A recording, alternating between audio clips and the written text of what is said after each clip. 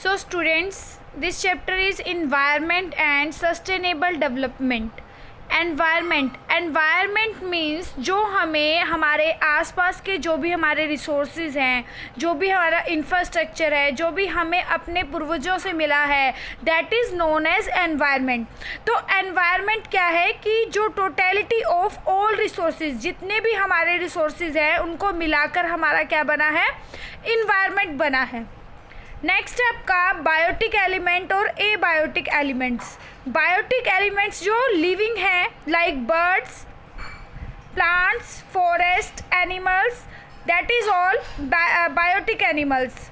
Abiotic elements which are non living like air, water, land. तो ये सब क्या हो जाएंगे आपके एबायोटिक। बायोटिक जो भी लिविंग है, एबायोटिक जो भी नॉन लिविंग है। नेक्स्ट है आपका फंक्शंस ऑफ एनवायरनमेंट, कि जो ये हमारा एनवायरनमेंट है इसके क्या काम है। सबसे पहला काम है कि एनवायरनमेंट हमें रिसोर्सेज देता है।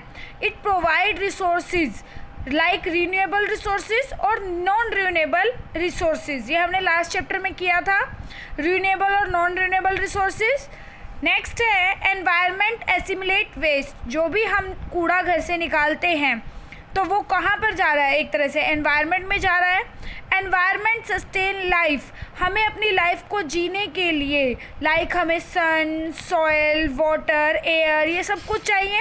And all these things are the part of environment. Next, it provide aesthetic services. जितनी भी ज़रूरी चीज़ें हैं like land, forest, water bodies, सब कुछ हमें एक तरह से कहाँ से मिल रहा है, एनवायरनमेंट से। And all these things improve the quality of life. तो यहाँ लास्ट पॉइंट में हमने क्या कहा कि अगर हमें अपनी क्वालिटी ऑफ लाइफ को अच्छा करना है, इसका मतलब हमें लैंड अच्छी चाहिए, हमें फॉरेस्ट चाहिए, हमें वाटर बॉडीज़ चाहिए, सब कुछ चाहिए। And all these things we get from the environment. So functions of environment में सबसे पहला है कि हमें रिसोर्सेज देता है। ये जो भी हम कूड़ा वेस्ट हम डिस्पोज कर रहे हैं वो सब कहाँ जा रहा है, एनवायरनमेंट में जा रहा है। हमें अपनी लाइफ अगर जीनी है स्मूथली तो भी किसकी ज़रूरत है, एनवायरनमेंट की। और जितनी भी हमारी ज़रूरी चीज़ें हैं like forest, land, water bodies, all we get from the environment. So next is carrying capacity. Carrying capacity क्या है, it's important concept. Carrying capacity कि जितने हमारे रिसोर्सेज जनरेट हो रहे हैं, जितने हमारे रिसोर्सेज जनरेट हो रहे हैं उसका यूज़ उससे कम होना चाहिए। सपोज करो इन नंबर्स 100 रिसोर्सेज हम जनरेट कर रहे हैं, ठीक है, तो हमारा यूज़ 80 होना चाहिए, उनके बीच में एक गैप होना चाहिए, that is known as carrying capacity. So carrying capacity क्या है, द रिसोर्सेज एक्सट्रैक्शन मतलब resources use should remain below the rate of resources regeneration, कि जिस रिसोर्सेज का यूज़ है वो रिसोर्सेज के रीजनरेशन से कम होना चाहिए। नेक्स्ट है जनरेशन ऑफ वेस्ट। हम जो कूड़ा छोड़ रहे हैं एनवायरनमेंट में वो भी उतना होना चाहिए जितना एनवायरनमेंट की एब्जॉर्प्टिव कैपेसिटी है। मतलब हमें सिर्फ उतना कूड़ा एनवायरनमेंट में डिस्पोज करना चाहिए जितना एनवायरनमेंट जिसको एब्जॉर्ब कर सके। एब्जॉर्ब की कैपेसिटी है जितनी एनवायरनमेंट की, उतना ही कूड़ा हमें डिस्पोज करना चाहिए। नेक्स्ट है कि हमारे देश में एनवायरनमेंट के क्राइसिस क्या हैं और क्यों हैं। सबसे पहला क्राइसिस है पॉपुलेशन एक्सप्लोजन। जितने हमारे रिसोर्सेज की पॉपुलेशन ज़्यादा है तो रिसोर्सेज की डिमांड ज़्यादा है और सप्लाई क्या है, कम है। तो हमने फर्स्ट पॉइंट में यही कहा, पॉपुलेशन एक्सप्लोजन की वजह से रिसोर्सेज की डिमांड ज़्यादा है और सप्लाई क्या है, कम है। नेक्स्ट पॉइंट में हमने कहा एक्सटेंसिव यूज़ ऑफ रिसोर्सेज, कि हमने रिसोर्सेज का बहुत ज़्यादा यूज़ कर लिया है जिसकी वजह से अब हमारी गवर्नमेंट को बहुत सारा पैसा खर्च करना पड़ता है नई टेक्नोलॉजी और रिसर्च में, ताकि नए रिसोर्सेज को हम खोज सकें। सेकेंड पॉइंट में हमने क्या कहा कि हमने रिसोर्सेज का बहुत सारा यूज़ कर लिया, इसकी वजह से गवर्नमेंट को बहुत पैसा खर्च करना पड़ता है ऑन टेक्नोलॉजी टेक्नोलॉजी पे और रिसर्च पे, ताकि हम एक्सप्लोर कर सकें नए रिसोर्सेज को। Third is due to consumption and production standard. आजकल जो हमारा कंजप्शन और प्रोडक्शन स्टैंडर्ड है डेवलप्ड कंट्रीज़ का, उसकी वजह से कूड़ा बहुत ज़्यादा आ रहा है बाहर, ठीक है, जो कि एनवायरनमेंट की एब्जॉर्प्टिव कैपेसिटी से बहुत ज़्यादा है। So in third point, the consumption and production pattern of developed world is generating more waste than the absorptive capacity of environment. In next point, the development process has polluted the atmosphere. जो जितना भी development हो रहा है, जितनी भी industries बन रही है, इससे क्या हो रहा है, एटमॉस्फेयर क्या हो रहा है, पोल्यूट हो रहा है, और इससे वाटर की क्वालिटी क्या हो रही है, डिक्लाइन हो रही है। आपको भी पता है कि गंगा जैसे उसकी, आपको भी पता है कि वाटर क्वालिटी क्या हो रही है, डिक्लाइन हो रही है, बिकॉज ऑफ इंडस्ट्रीज़ जो है वहाँ पर कूड़ा डिस्पोज कर रही हैं एक तरह से। It increase the water borne disease, इसकी वजह से बहुत सारी वाटर बॉर्न डिसीज़ हो जाती हैं।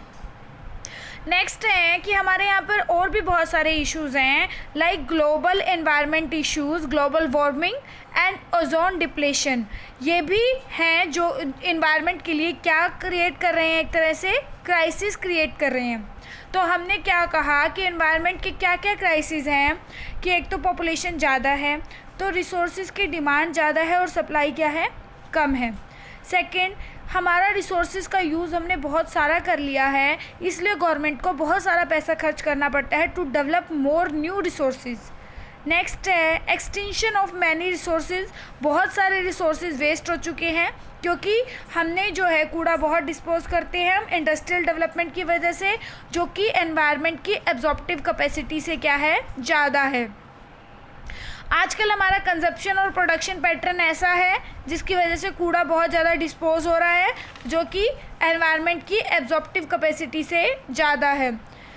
फिर हमने कहा बिकॉज ऑफ इंडस्ट्रियल डेवलपमेंट, जो हमने कूड़ा हम रिवर्स में छोड़ रहे हैं, उसकी वजह से क्या हो रहा है, एक तरह से एयर और water pollution, and this will become the reason of waterborne diseases.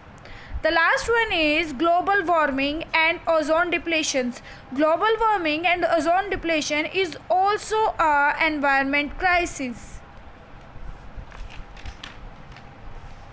So next topic is global warming. Global warming क्या है कि जब हम रिसोर्सेज का इस तरह से यूज़ करते हैं कि हमारे एनवायरनमेंट का एवरेज टेम्परेचर बढ़ जाता है। आपने देखा होगा अब हमारा समर में जो टेम्परेचर होता है वो 47 डिग्री तक पहुंच जाता है, ठीक है।